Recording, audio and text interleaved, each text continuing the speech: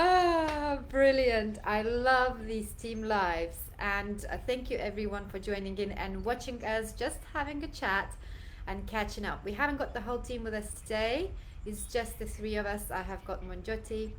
I've also got Alejandro, and of course, nevertheless, myself as well. And today, guys, I really wanted to talk about expectations.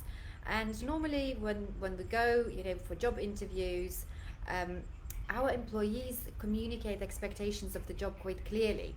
So we know what's expected of us. But I would like to flip it on the other side today. I would actually like to have a chat with you about why is it important that employees should communicate their expectations to the employer. So I'm gonna actually go to Alejandro. Alejandro, why do you think it's important that employees communicate their expectations as well to the employer? Anna, first of all, I mean, it's always great, I mean, to be here, I mean, with the team. Even if the numbers are small, but the numbers are strong. So I'm happy. But expectations, and I think that there are two very important words. One of the words is expectations, of course, but the other is communication. And I think that whether it is in the context of employee employer interviewing, any kind of an interaction between people, I think that communication and clear, sometimes concise, but it depends on people's personalities. I mean, when you have like an I type personality, the word concise may not be there, but communication is very important. I mean, to set parameters and to have every situation clarified and clear. And I think that in my experience, I mean, when I used to work perhaps in companies, I think that for me to express my expectations was a way to really connect with my immediate boss. Yeah. And why is that? Because if at least for me, if you work for a company and you don't know what when you could expect to be promoted, when you could expect, I mean, to be involved in a project or to lead a project. I mean, how long will it take? What is the degree of knowledge that you have to have perhaps in a particular area in that work in order to qualify it, I mean, for moving forward, for improving in that position, for escalating and keep moving forward, I mean, in your journey. I think that it is very important for you as an employee to really express those expectations of the company, because otherwise, I think that if you don't express your expectations and nothing happens, you will start building some kind of negativism or negative ideas within you. And why doing that if you could express expectations and the landscape is clear in front of you? So I think that expectations are very, very important, not only from the employer standpoint, but from the employee standpoint as well. Yeah, I actually agree with you on that one. I think it's very important for employees to set their expectations and express their expectations to the potential employer, because employers express their expectations in the job description. That's very clearly defined. Yeah. But what a lot of employees fail to do, they actually fail to tell their management how to manage them, what they expect of them, what kind of structure would they like to be under, if any at all, because some people like to actually manage projects independently. And that's a big one because they come into the job role and they have expectations to be, for example, managed in a structured way whilst they're learning the reins of their new role. And all of a sudden, they are cut adrift and they're allowed to get on with their job. They're not given enough instructions.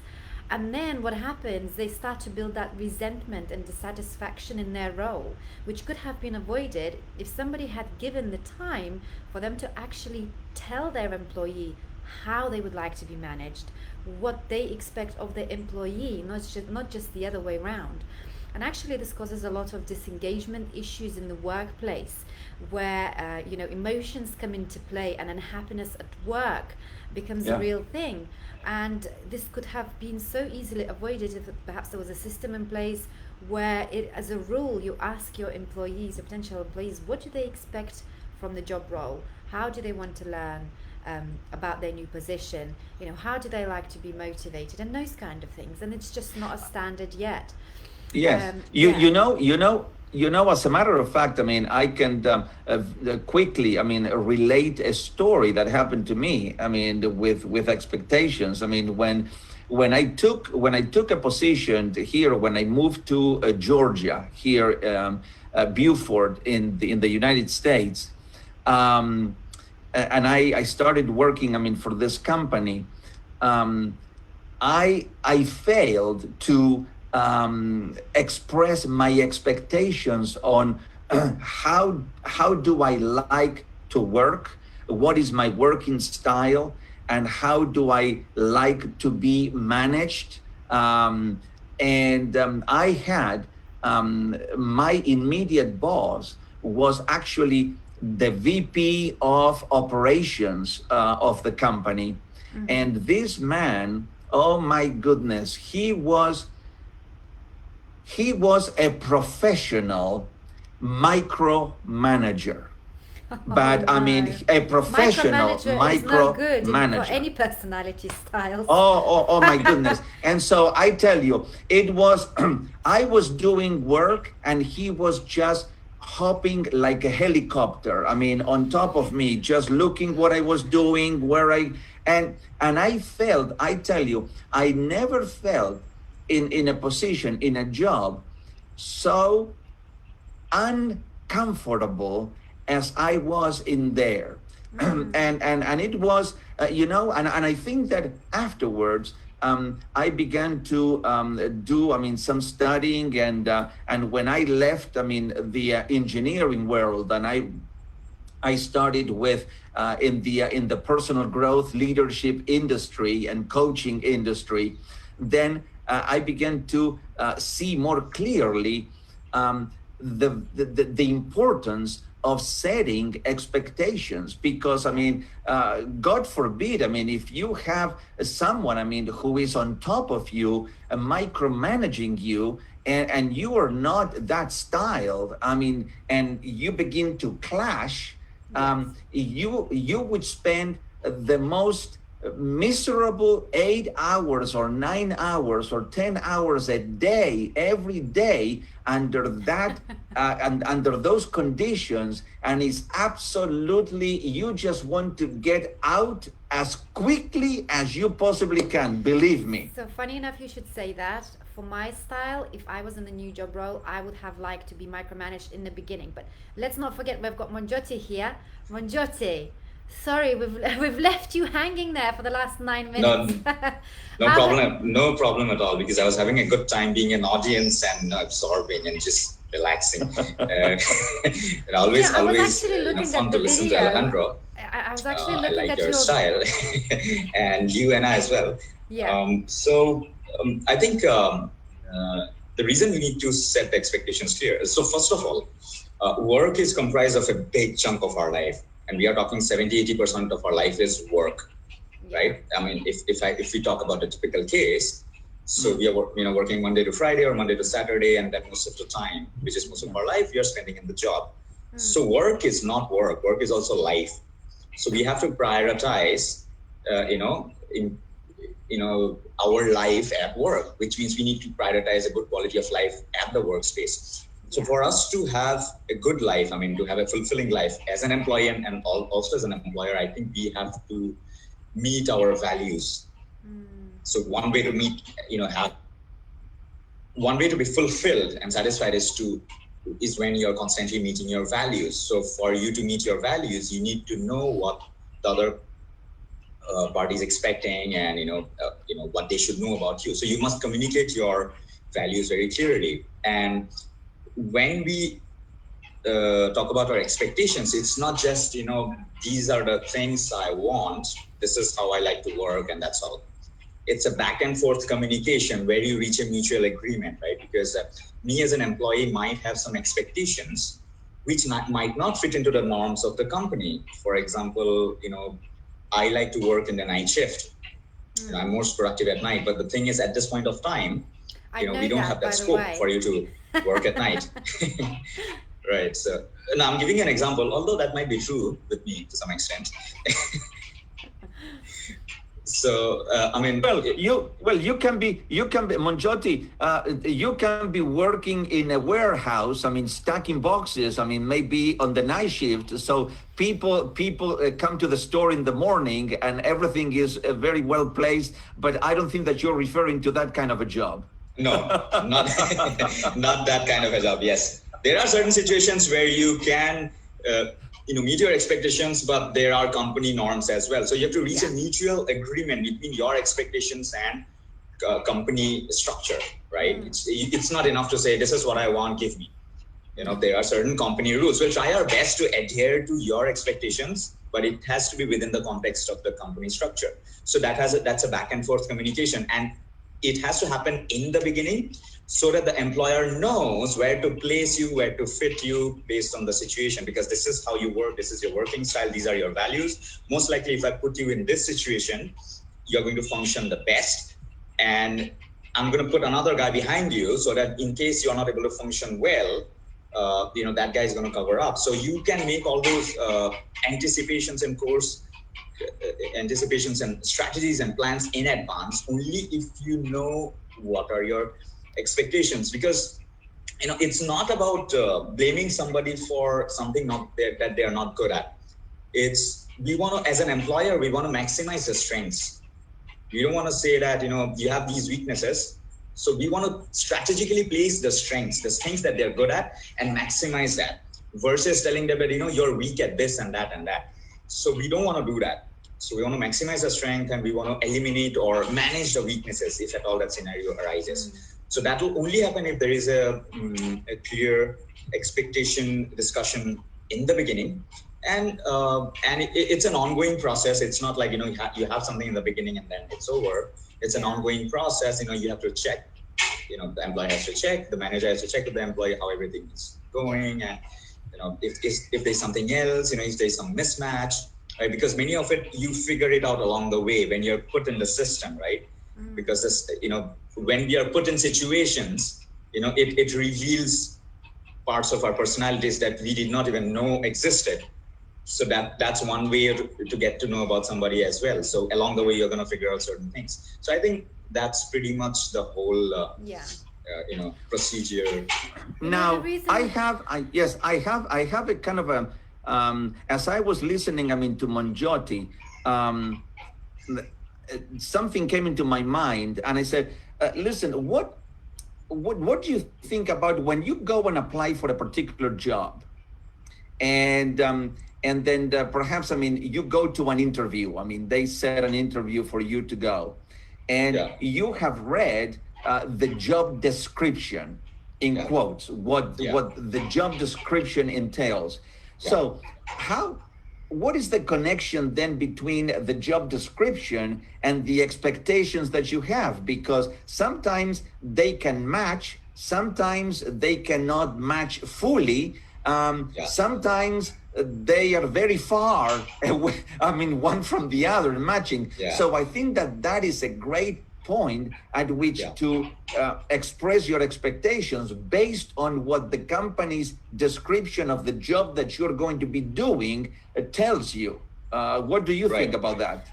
Right. I think hardly it's going to be perfect, like all your expectations are going to be met. So you have to find out what's the priority in your case. So in your case, it might be, what's attracting this job description to me is the values that the company culture has, or this working style, and also the income part of it. So these three parameters are aligned with my values, and that's good for now. And rest of it, I'm going to figure out, if there are things that are not really, fitting into my expectation, I will try my best to adapt, and I'll take that as an exercise in discipline, because it's not always about doing things that you like and love all the time. There's going to be scenarios that you don't like, but those are opportunities for you to grow and expand as an individual professionally. So you must reframe it in a way that it's an exercise in discipline, let's say. And I must acquire this experience. I must acquire these new values, because even values are not constant. At this point of time, these are my values, but that can change or that can evolve. So there is an element of unknown, and you have to take that chance. It's not going to be perfect. Okay, value 1, 2, 3, I'm going to be meeting, most likely I'm going to be meeting these values in that company. But rest of it, it's a gray area. You know what? I'm going to go and I'm going to jump into it, and I'm going to figure it out. And if it doesn't work out my way, at least I will learn something or the other, and I will take that. If it's not pleasurable, I will take that as an exercise in discipline, and I will acquire that experience, which is going to be handy in the coming times. But at this point of time, I'm going to take this leap, because even though this is not perfect, this is better than where I am right now. So you know what? I want because to say something, guys. yeah. So I really like, Alejandro, that you raised the point that there is a job description. It's not like you're coming in for a job interview and you are saying what you want to do within the company. I think that's a very logical sort of assessment of what we're talking about. So when I talked about expectations, it wasn't expectations so much on what is it that the employee wants to do. What he's going to be doing is within the job description. It's already there. So I think expectations more in a sense of how people like to be managed, how people like to be communicated to, what kind of structure they would like to be under where in the beginning of their role. Do they want somebody to helicopter over them for a little while to give lots of structure until they find their feet? Or do they want to actually be left alone, which was very much so in Alejandro's case, because he did have a professional helicopter manager, didn't you, Alejandro? So I think it's more about that, really. It's more about expectations of what they expect in terms of help whilst they're getting used to the role. Who are they going to work with, that sort of thing. Well, that's right, but I think that if that is what you are referring to, expectations of how, basically is expectations of how am I going to fit in this new organization? Yes, in a nutshell. And that you cannot express your expectations at that level once you have been already hired and being part of the organization, because in my opinion, that is far too late to do it. Because what happens when you express your expectations and you are not received, then the only alternative is either, well, I am screwed and I am already in and I have to abide by what the company wants, or I'm going to fire myself and I'm going to get out. Or there is another alternative, Alejandro. There is another alternative. They become disengaged. They grumble, they still carry on working, a lot of the times for years, poisoning the culture of the company, affecting all the others around them, saying that they're going to go for another job around the corner. And as a coach, a year later you come back and that person is still there, which is not great for the company. So it's not just for the benefit of employee. It's also for the benefit of the company to start off on the right foot so that they are engaged, they know how to communicate and work together. And I'll tell you how I came up with a question like that, because I thought, as a coach, as a trainer, you manage expectations of your client from the very beginning. So not only would I manage their expectations by being very open and clear about what is okay, what is not okay, how we're going to work together, what's the process, but I also manage, let's say it's a coaching session, one-to-one session as opposed to a team session. I would ask my client, is it okay if I interrupt you? So I draw them out to actually manage their expectations as well before the coaching process even begins. Am I okay to give you a little bit of my NLP experience and perhaps offer a process during the coaching session, because I'm also an NLP practitioner, so that I get answers before we get into any kind of heightened tensions. If there is interruption needed and I need to bring them back in, I can then take them back and I can say, do you remember in the very beginning of our coaching relationship, I did ask you if it's okay to interrupt you, because sometimes you have to. So I did so with your permission. And because we're doing this with our clients, I don't know about you guys, but I was thinking, why are they not doing it in in other industries as much as we do as coaches? Why is there no, as like a set question at every interview? So tell me about how you like to be managed. So tell me about what demotivates you. Tell me about what motivates you, so that the employee gets a good idea of how to start off on the best foot. And well, I think, Anna, the situation is this, and perhaps I'm going to say something that is going to be a little bit controversial, but let's go with it. I think that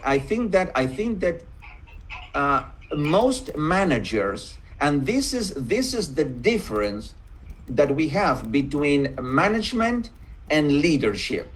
Managers and leaders. I think that a manager may not have all the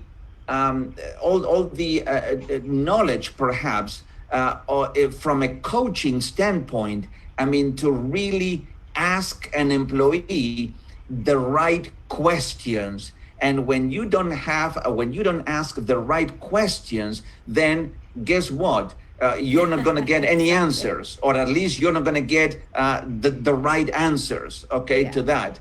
And I remember what you said about that the third alternative was disengagement and misery in the job. And I can tell you that some time ago, I read an article that says that in most working places, when is do you know what day of the week people have the most heart attacks? And it's on Mondays. And they said, why? Is because people go to work and to go to miserable places to work, to interact with miserable people that they hate, people that they don't like, and they are there for hours and hours and hours, and then the whole week. And so when it comes Monday, they want to explode, and then they have a heart attack and they die. And that is the situation. And I think that speaks very clearly. Absolutely. Can I just say that we have got a comment from David? He's saying that putting one front in the other, even if company or individual, will always change your destination. Communication is key. Thank you for that comment, David. I've commented back as well. Yeah, communication is key here, isn't it? It's simple communication. I just think it's like diving, jumping off the cliff without checking your parachute and hoping it's going to open up. And that's kind of the relationship. If you want it to open up, you have to check. And again, as you onboard a new person, check how they work.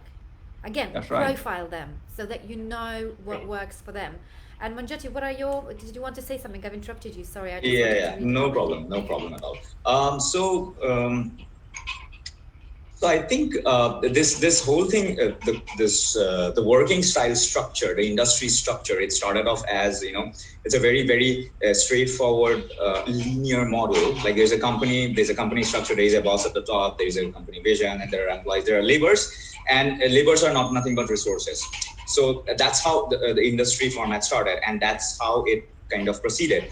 But now, as we are moving into this new era, we are starting to realize that these are not laborers, these are individual human beings with individual styles of working, individual lifestyles, and individual expectations. And we must treat them like human beings. These are not resources, like a bunch of resources that you just deploy 5 resources, 10 resources is twice the 5 resources. It's just plain basic straightforward math, but that's not the case. It's scattered in a very weird way, our skill sets and our strengths and weaknesses. So I think we have to fit into the individual personality style in the new age, And the way we can do that is by asking them the right questions, in the beginning, as Alejandro mentioned. I mean, because you can get to know about a person by asking them the right questions in the beginning. You can actually get to know about their personality styles. So if we do that, because we do that as coaches, but if we make that as a way of working, even in an organizational structure, then what happens is we know that where that person comes from, what are his strengths and what are his weaknesses. So we know how to strategically place his strength in the organizational context, and also manage your weaknesses if at all we bump into them, if there's a scenario where we cannot avoid. That is one thing, asking the right questions, not just in the beginning, even repeatedly. Second thing is, I think for an employee is scared to share his true intentions and expectations at times, because he's operating out of fear. What happens if they get to know about my weaknesses? What happens if they get to know about the fact that I'm not so good at this? So they're not really open about it, right? So it's also part of the. It's also important from an employer standpoint to create a safe environment where for the employees, so that they feel safe to share their expectations, including their shortcomings and their strengths and weaknesses. I mean, leaders do that in various ways. I mean, leaders would, let's say, have a side which is like very friendly, so that they get to know the person on a deeper level, and also a side that is very disciplined, based on the situation. And secondly, leader might test the person's skill sets by putting them in situations, because what the person doesn't want to say will get revealed when they're tested in a particular situation. So that's also how their working style, by testing them. In small formats, risk-free formats, but incrementally you get to know about the person. So these are different ways you can actually extract the information from the employee. However, and I would say one thing. So I think that these are certain, and yes, I think we are moving to an era where we have to take the individual personality, their psychology, their needs, expectations, emotions, moods there is into some the sort of background noise, guys. I'm not sure who it is, if it's your headphones, Monjoti, but there is some rattling noise in the background. I don't know if you wanted to check your equipment quickly. Okay. It might be mine. I'm just gonna check it out. Have a check, because it's quite a bit of a back noise there. That's true. I agree that there are ways to extract that information, but I think as an employee, you set the stage, in the interview. And if you set the stage in a non-threatening way, and it's up to the employee to create that stage it's up to an employer to create that stage, and then of course it's up to an employee to open up and be able to share what their expectations are. But we mentioned quite a few things in terms of how to set that up so that employee can share their expectations. There were several things that you guys mentioned, so let's dive in. Well, Anna, before we move into the second part, I just by listening to you guys, I remember another experience that I had, and this was the only time that this happened. I remember applying for a job in engineering years ago, and so this company asked me to come for an interview, and so I went, and it was the CEO. I mean, it was not a very huge, large company, but I would say it was a medium large company, and it was the very first time that I was interviewed, first of all, by the CEO of the company. And so the CEO asked me to come into his office, and after a small chat, he said to me, okay, what I want you to do is I want you to go to another room next to his office, and he had a computer set up in there, and he says, I want you to take this test. And at that time, I was completely unaware of what the test was Now, afterwards, I realized that he asked me to go and take a DISC, D-I-S-C, like a DISC personality test on a computer. And he says, okay, there are going to be X number of questions. I don't know, 20 or 30 questions or whatever it is. Yeah. And he said, but I don't want you to spend time on each question. When you come to a question, the first answer that you see that matches who you are, click on that question. I mean, don't spend 5 minutes on every question. I don't want that. So, and so he actually timed it. And so I started with a test, I finished, and then he looked at the results of the test, and I don't know what it came out. I mean, whatever, but needless to say that I got the job, I got the position, but it was the first time ever in any places that I applied that I was given the very first time as part of my interview a personality test. And I think that most employers, they should get used to do that with employees, because that would give them a much better perspective of who is coming into the team. Absolutely. Because you don't want someone who is going to cause chaos and disarray. You want someone who is going to pretty much fit, not perfectly, but I think fit the organization structure or the organization culture that you're coming into. So I thought that that was a great, even though I did not know at the time what DISC was or what personality styles were, but of course the CEO was very knowledgeable about that. That's an amazing story. Thank you so much for sharing. Before, I actually have got a comment on this, but before I do, we've got another comment from David. I'm not sure on which part of the discussion, but he's saying that failure is not negative. It's learning how to do it better next time. That's very true, because all the paths to success are littered with failure. You know, it's paved by failure, and it's very much a growth mindset concept. And I've got two boys, and you know, there is no such a thing as failure in our house. You know, failure stands for first attempt in learning. Unless you are brave and you take a step forward and you actually fail, you are not going to learn. You're just going to be stuck.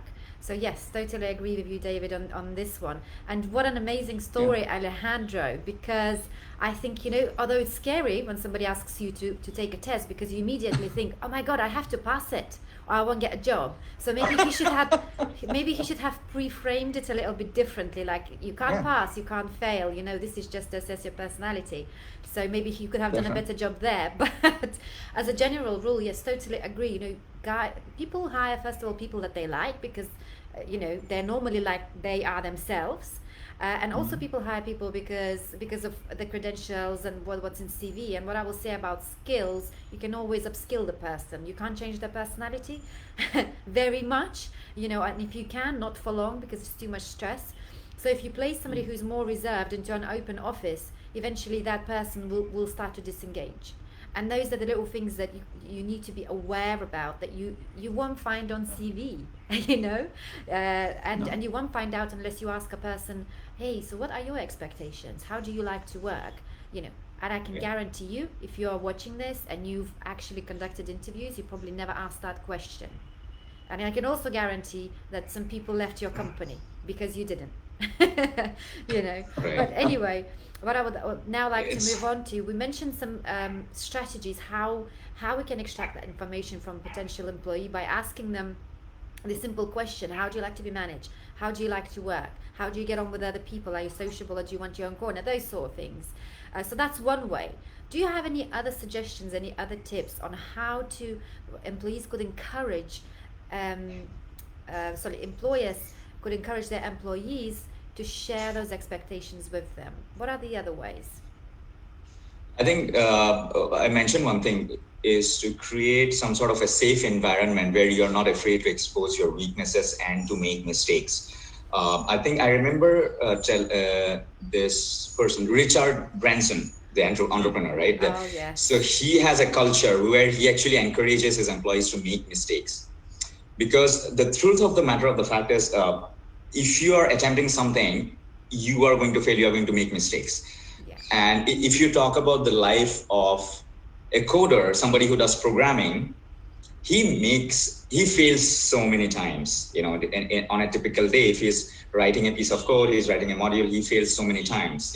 It's so much that you don't even talk about it, but he corrects it, and then he writes the right code, and then he tests this out. There's some more failure, test cases have failed, he corrects it. So failure is part of the process. So you have to encourage failure, I think, just at some level, and project it as a pillar to progress and a part of the process. And that has to be encouraged more, because we are very much stuck in this perfect Pandora beautiful looking box of a perfect company, perfect individual, perfectly performing manager and employee. But in reality, it's a different case altogether. There's so much going on. So you have to be honest about all aspects of your productivity, of your performance, right? If you're making mistake, it's totally fine. Let's learn from it, and then let's make sure it doesn't happen again. So that has to be the point of discussion versus, oh my God, that guy failed. Hey, Monjoti, if you have not, and for anyone who's watching, Monjoti mentioned Richard Branson, and he's a tremendous entrepreneur. And if you have not read a book by him, I strongly recommend it. It's called How I Lost My Virginity. Because of course, Richard Branson is the founder of Virgin Enterprises and the Virgin Atlantic and all the. But this book, How I Lost My Virginity, and it goes into his starting and how he started and everything, is a fascinating story of going from basically nothing, to building a real empire, and it's really good. Yeah, we'll definitely have a look at that book. And I've heard of it, and I was meant to actually add it to my reading list, but my reading list is very long currently. It seems the more time we spend in this pandemic at home, the more I read, but the longer my reading list gets. By the way, no, not reading list. What am I saying? Audiobook list. Guys, I'm into audiobooks. I do my gardening in my spare time with audiobook on. I got another comment from David. He's saying company comments box.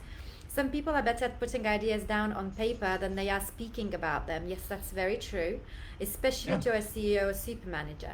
Yeah, but David, what would you say? Should they put their name to it? Because if it's some sort of issue with them personally, if that's an expectation, they have to put a name, don't they? What do you guys think? I think anonymous surveys should be a part of it, because what is that there are individuals with this kind of expectations in the company, and that will give you some sort of an idea, right? It's better than staying in the dark. And even though if let's say if I give you the permission to be anonymous, you might actually blow things out of proportion, but at least I will get a glimpse of where you're coming from, who you are, and all those things. So it will give you some glimpse. So that's a starting point, I would say. That's better than not having any conversation. So maybe, anonymous survey could be, one of the useful ways to extract some information about the company culture, all the employees in general.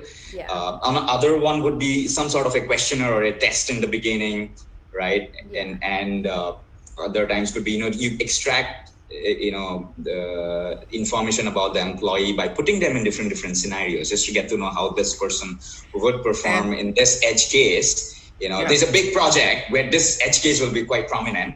Before I put him there, let me put him in the small risk-free zone and see how he handles that.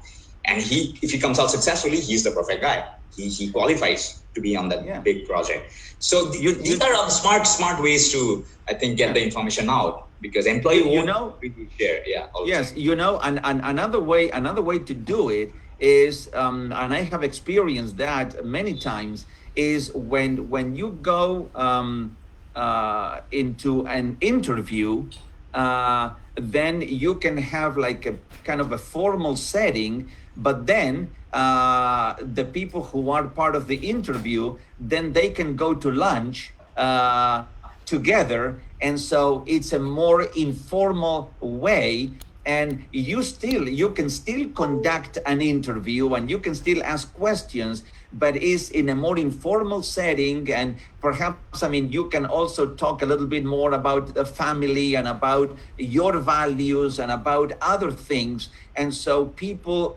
may get a better idea and a better view of what is going on. So it's you can divide that interview process into something formal in the office, and then go to a restaurant and having lunch, and then be in a more informal environment. I think that enhances that interview process. Absolutely. Guys, Absolutely. I think, and to add, take it one notch further, Yeah. The leaders, or the people who are high performers, who we look up to, let's say as employees, Yeah. if they are vulnerable, if they talk about their weaknesses, you know what, when I started off, I was terrible, but I worked at it. You know what, I still have these shortcomings and I struggle, because you have to humanize the whole setting to some extent. I am human beings. Yeah. I am as human as you are. You are starting off, but I have already made it to some extent. But we are very much alike in many aspects. So if you are not good at certain things, it's totally okay. You can tell me about it, because then I know where to fit you in. So I think that, vulnerability is power. And if leaders can expose their weaknesses, like, you know what, I used to be terrible, I still am in some of these aspects, I'm a work in progress. You have to make that, you as a leader, do not make yourself this untouchable shining star up in the sky. You will never be able to reach. I'm as human as you are, but I've learned certain things. You are getting into a very incredibly dynamic and interesting terrain, because when it comes to I was about to interrupt and say we are wearing off the subject a little bit. Carry on, Alejandro. No, that's right. Because when it comes to a leadership, I think that one of the characteristics of great leaders is that they come down to get themselves at the level of everyone. And that is how a leader really connects with the people in his or her organization. A leader is not, if a leader portrays himself or herself as, hey, listen, I am the God here, okay? And I am up here. I am in the C-suite. I am the CEO. This is my title, okay? Then that person will not be a leader for a very long time, okay? Well, they probably will be. When a leader comes down to everyone's level and he says, hey, listen, I am here to not only lead, but to listen to everybody else, because I am, as Monjotti says, I am, no matter whether I am a CEO, but I am still a work in progress. And I think that people connect with that kind of an attitude. That's great. Thank you guys for sharing. And I think we did wear off a little bit of the subject, but I think that's because of the comments. And I've got more comments actually. So let me just rush through them and bring us back to the subject quickly. Right. Wait, so, hey Anna, I mean, we love to go and jump from branch to branch in the tree. Oh, I know that. We love it. Yeah, yes. Totally. I know that. Particularly with the two of you guys, anytime it's just me and you, there is the same dynamic of a lot of jumps there from one branch to another. But anyway, so it was expected, let me just round this up quickly in terms of the comments. So I have got something I wanted to say about company comments box. I think that's a great idea, but it's got to be how to say this, it's got to be in a place where everyone goes many times a day, because otherwise people will be making circles around that box in case somebody else sees them putting something in it. Because I think those boxes that David mentioned probably could use for tips on how to manage better for management, so that they have a little bit of a reality check anonymously, but also about what's going on within the company culture. If the one person causes trouble and you get consistent cards, consistent little notes in the honesty box about that particular person, you have to deal with an issue, because nobody wants to go to the management and speak to management face to face. Basically there is a word, grassing on someone. That's, nobody wants to be doing that. But with the honesty box, if it's consistent feedback, that could be tackled head on. So I think for that purpose it's useful, but I've got more here, so let me just rush through this. Yeah, it starts the journey, David says, and that's very true. He also says that some employees need a little encouragement in order to see them fully flourish, and that's very true, David. I will say that that's to do with the personality style as well, because some people who are taking the back seat and are a little bit less vocal could be seen as somebody who's not on board, who's not sharing the same vision, and it could sometimes it could be true, but sometimes it couldn't be further from the truth, because some people do need that little encouragement to actually come out with their ideas and flourish. And those would be obviously more reserved people, the C's and the S's. And once again, I'll bring you back to the point that if you are a company owner, if you're watching this, profile your staff. You know, don't do the guessing game. Don't jump from the cliff without checking parachute, hoping that this relationship will work. They will just get on with their job. Company is much more complex organism than that. There are relationships at stake, there are emotions, people are emotional people. There's a lot of mental health issues that has got a lot of stigma around it still, because people do not feel that they can share it with anybody. We're not at that stage yet, unfortunately. But now, guys, 1 second, guys. So let me just bring you back really quickly to the point that we were talking about sharing the expectations. So how can we, in the last 10 minutes, give some tips for people watching on how company could perhaps introduce procedure or policy or a certain way that they interview their potential employees so that those employees could share their expectations?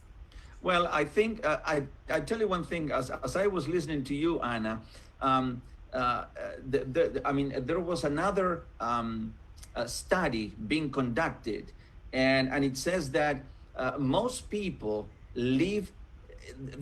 When they leave, it's not that they're leaving the company, they're leaving people. Okay, Yes. because what a company is it's a group of people working together. Okay, now that group could be only 10 people, 50 people, 100 people, 10,000 people, 100,000 people, or even more. So, but it is a group of people working together. And when something is not working, is not that people leave because of the company, they leave because of the people that they're working with or under. And when those relationships don't continue to get better, and they get worse, and you get to a point that it's just total misery going to work, then you don't have any alternative but leaving. Yes. But one of the things that companies can improve that is, you know how most companies, they do employee evaluations maybe once a year or twice a year, every 6 months. I think that if they implement talks, I mean, the manager or the leader with each member of his or her team more frequently, perhaps, I mean, once every month, every 4 weeks, or perhaps every 6 weeks, I mean, to have those conversations more often. I mean, how are you feeling? I mean, is there any problems? I mean, are you finding the work satisfying or fulfilling? Do you think that you are underworked? I mean, do you want to be more involved? I mean, to have that kind of an interaction, and perhaps to do those things not in the formality of the company or the office, but as I said before, get out. I mean, just go for lunch and do it more informally, because when you are more informal, people tend to be much more open and vulnerable in sharing their expectations and their opinions. So if you do that more often, then you can get feedback on a regular basis. That's very true. And you know what you were saying about the boss who's on the top, at the top, and puts himself to be above everybody else in the business. and you said he won't be at the top very long. I disagreed with you on this one. They will stay probably at the top for a long time, but they will waste a hell of a lot of money on onboarding new people because their turnover will be very high. So they will actually be, their attitude is costing to themselves, because as you said, and I love that phrase, you know, that people do not leave their jobs, they leave their managers. They go and get exactly the same job working for somebody else. And that's what happens. And I don't know now the latest figures for employee onboarding, but I think it's in the range of £15,000 at the moment. But that's a guess because I haven't looked at the figures. They're always changing. And I think right now, post-pandemic, it's changing again because all the stats are all over the place at the moment. But yeah, couldn't agree more. And what a great tip. So Manjoti, any tips on how can we encourage, how can employers encourage their employees to share those expectations so that they could, you know, get off on the best foot when it comes to actually making the most out of the employee, making them happy, give them satisfaction at work, manage them in the correct way. So what's your tip? Right. I mean, you both have shared so much already, so I'm going to probably take a slightly different angle. So what are we doing all this for, right? So at the end of the day, we are actually trying to improve the quality of life of the employees, because they want to work and they want to earn money, they want to provide for their family and live good lives. For the CEO, because they want to run the company, wants to feel good. For the clients who you're going to serve, because so that they can live better lives. So at the end of the day, we are playing the game of living a good life or improving the quality of life. So do not forget about that. Do not make it the pure black and white business ethics interpretation, something like that. So switch from a pure black and white linear interpretation to a humanizing interpretation, and consider the fact that we are all human beings, we are all emotional creatures, we are all a work in progress, and make that a part of the equation. And now bring in all the other parameters, which is like business success, productivity, but do not lose sight of the fact that we are trying to improve the quality of their life, right? So once you humanize it, then, you know, you will, you know, create spaces for employees to express themselves, you know, vulnerabilities and things like that. And outside that, I think in terms of capturing information, maybe once the employee comes in, you capture their personality styles and their strengths and weaknesses in the organizational context or the project context where he's going to be working, right? You strategically extract that information, right, through a test or some questionnaire or something like that, number one, so that you know, right, you have a base to work from. And second thing is put them in different scenarios and get to know, you know, how they operate, you know, how they navigate different scenarios. Put them in risk-free zones to get to know them. If we put them in a bigger battle, how they're going to perform. I mean, what you want to be doing in terms of expectations is you want to be able to anticipate what's coming, right? You shouldn't be able to say that, you know, oh my God, this didn't work. That person's surprised by not acting out in the right manner. You should have seen that coming. At times it's not possible, you know, at times that's how you learn. Now you know the next time he's going to perform like that. But what we want to do is we want to be able to anticipate better as employees as well as employers. So we want to be intelligent in the way we extract information. So get some sort of questionnaire, test them out through different risk-free zones, and I think provide a safe environment for them to openly express themselves, express their shortcomings, and for them to feel that if something is not working out, if I'm not good in certain areas, it's okay.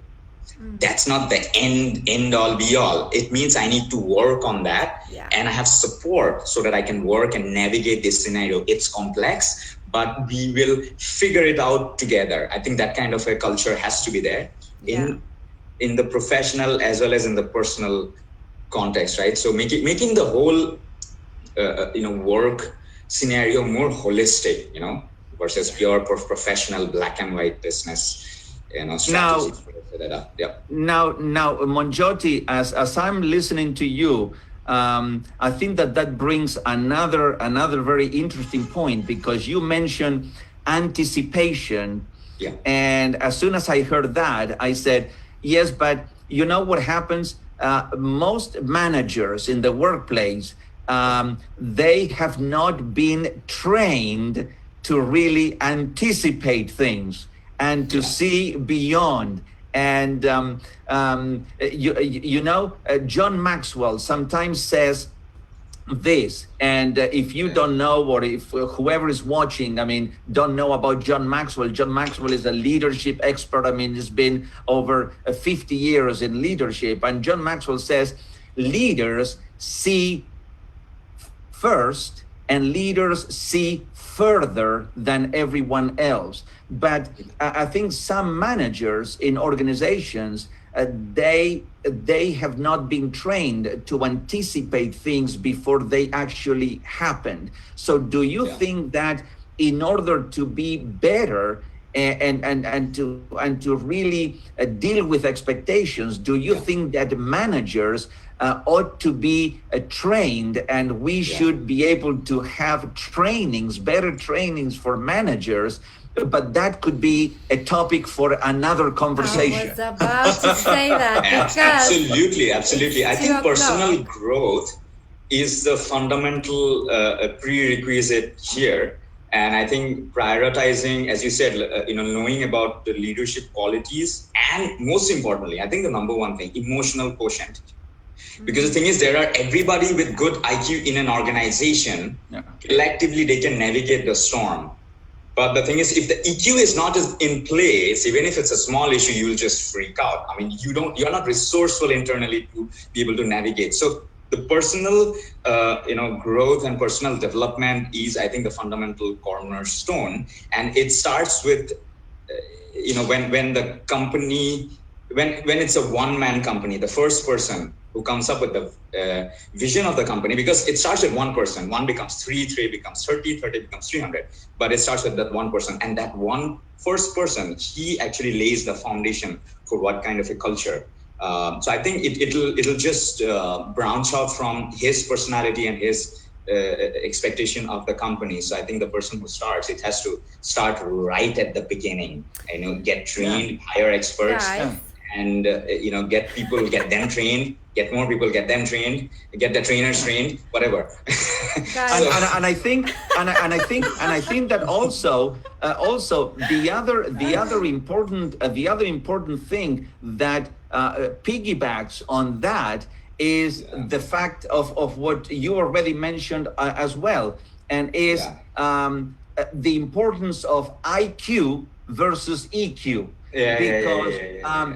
IQ, when you hire someone, you automatically assume that if that person is applying for a particular job, they have what it takes intellectually to perform the job. I mean, if you're hiring someone for IT, you assume that person knows about IT. I mean, otherwise it wouldn't be applying for IT. I mean, it would be a fool, to apply for IT. Now, that is on the side. Now, the thing that you don't know is the EQ part, the emotional intelligence. How would that person interact from a people perspective? And that is always the big question mark. But that also is good for another conversation. I want to add one point to that. Can I add one point? No.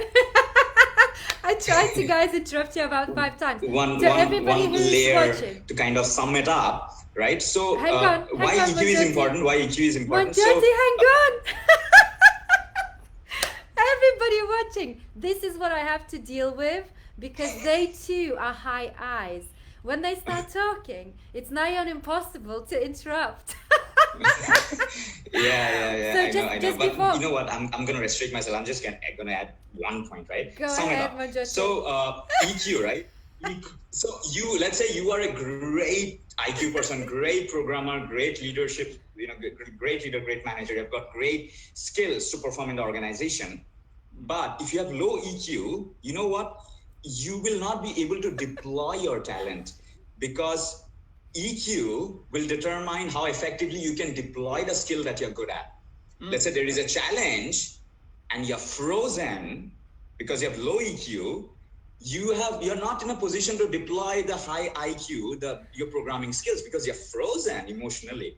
That's right. So God bless with you all the degrees and all the stuff that you've learned over the years, because now you're blocked. Your EQ is not in place. So EQ precedes IQ, because EQ determines whether and how much you can deploy the skills that you have. So EQ steps back.